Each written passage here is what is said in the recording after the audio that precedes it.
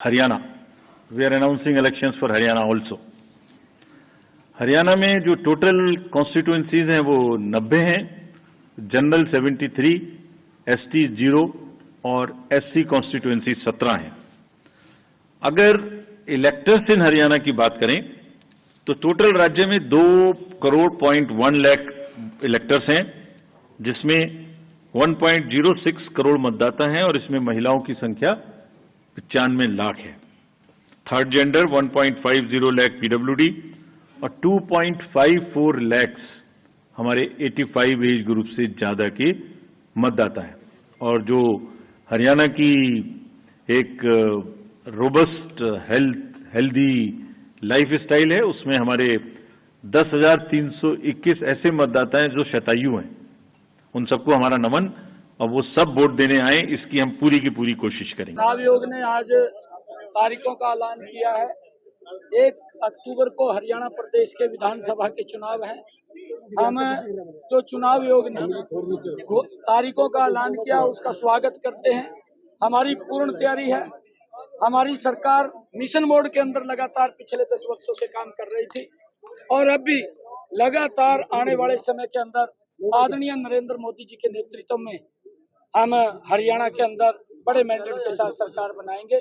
मैं उनकी घोषणा का स्वागत करता हूं और सभी दलों से, और ये अपील भी करना चाहूंगा कि हम भाईचारे से मिलकर के शांति प्रिय ढंग से इस चुनाव को पूर्ण करेंगे और पूर्ण करके आने वाले अक्टूबर महीने के अंदर नई सरकार का गठन करने के बाद हरियाणा प्रदेश को एक विकास की नई ऊंचाइयां। पहली बार हुआ ऐसा कि त्योहारों से पहले नई सरकार बनने जा रही है। देखिए, ये चुनाव आयोग ने तारीखों का ऐलान किया है। मुझे ऐसा लगता है कि जम्मू कश्मीर की असेंबली के चुनाव थे, उसके साथ यहाँ की घोषणा की है और उन्होंने ज्वाइंट जो चुनाव किए हैं, हम उसका स्वागत करते हैं और हमारी पूर्ण तैयारी है। किसी प्रकार की कोई दिक्कत नहीं। हमने 10 वर्षों में अगाध काम किए हैं। नरेंद्र मोदी जी के नेतृत्व में एक विकास की नई गति हरियाणा प्रदेश को बिना भेदभाव के हमने देने का काम किया है।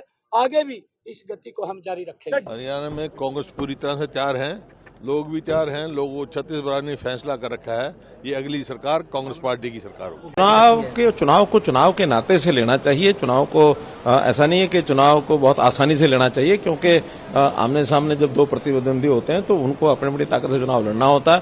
भारतीय जनता पार्टी इसको डट करके चुनाव को लड़ेगी और तीसरी बार अपनी जीत को दर्ज करेगा। मैंने कहा इस क्लेम करने से कुछ नहीं है। आखिर उन्होंने जिस प्रकार से लोगों को दूर किया अपने से, उन्होंने एससी समाज को दूर किया, उन्होंने बहुत से ऐसे केवल एक मुख्य समाज को छोड़ करके बाकी सबको लोगों को दूर रखा। मैं उसका नाम नहीं लेना चाहूंगा, लेकिन जिस प्रकार की जातिगत राजनीति उन्होंने उस समय की, ऐसी जातिगत राजनीति से हरियाणा की जनता ऊपर उठ के सोचेगी। क्योंकि हमने जैसे 2014 में हरियाणा एक हरियाणवी एक की बात कही थी, वही हरियाणा एक हरियाणवी एक की बात दोबारा कहते हैं। और हमने 3C को समाप्त करने की बात कही थी, उसमें करप्शन, क्राइम और कास्ट पॉलिटिक्स से ऊपर उठ करके हरियाणा में भारतीय जनता पार्टी शासन करती है। ये हमारा प्रचार पहले था, ये हमारा प्रचार अब है। बहुत अच्छी बात है। 1 अक्टूबर को हरियाणा के चुनाव होंगे। बहुत अच्छा मौसम होता है, लोग बड़ी संख्या में निकल कर आएंगे। और जहाँ तक हमारी पार्टी की बात है, हमारी पार्टी पूरी तरह से तैयार है। हमने बहुत पहले से तैयारी शुरू कर दी थी और हमारे कार्यकर्ता तो वैसे हर वक्त ही तैयार रहते हैं। हमारे कार्यकर्ता कभी बैरकों में नहीं जाते, हमेशा फील्ड में रहते हैं और पूरी तरह से चुनाव लड़ने के लिए तैयार हैं। इलेक्शन कमीशन ने शेड्यूल अनाउंस कर दिया हरियाणा का और जिसके अनुसार 1 अक्टूबर को वोटिंग है, 4 अक्टूबर की गिनती। आज वो दिन आ गया है जिस दिन का हरियाणा वासी बेसब्री से इंतजार कर रहे थे।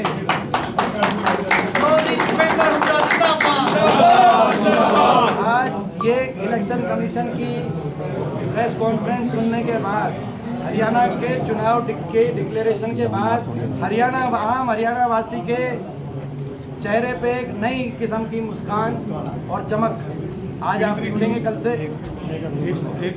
और ये जो नॉन स्टॉप सरकार कह रहे बीजेपी नॉन स्टॉप, इस नॉन स्टॉप कुछ नहीं है। जैसे मैंने कहा, ये नॉन स्टॉप जो नारा बीजेपी ने दिया है, ये नॉन स्टॉप बेरोजगारी, नॉन स्टॉप महंगाई, नॉन स्टॉप भ्रष्टाचार, नॉन स्टॉप नशा और फुल स्टॉप विकास की सरकार पे फुल स्टॉप लगाने का आज दिन आ गया है।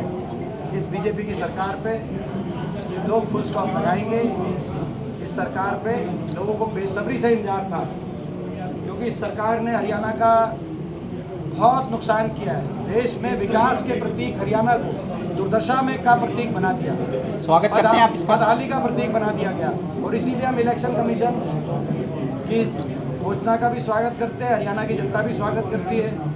हम तो जो है हरियाणा की जनता इलेक्शन का इतनी बेसब्री से इंतजार सरकार द्वारा हरियाणा जनता। और इससे ये भी पता चलता है कि मुख्यमंत्री जी को जानकारी नहीं थी।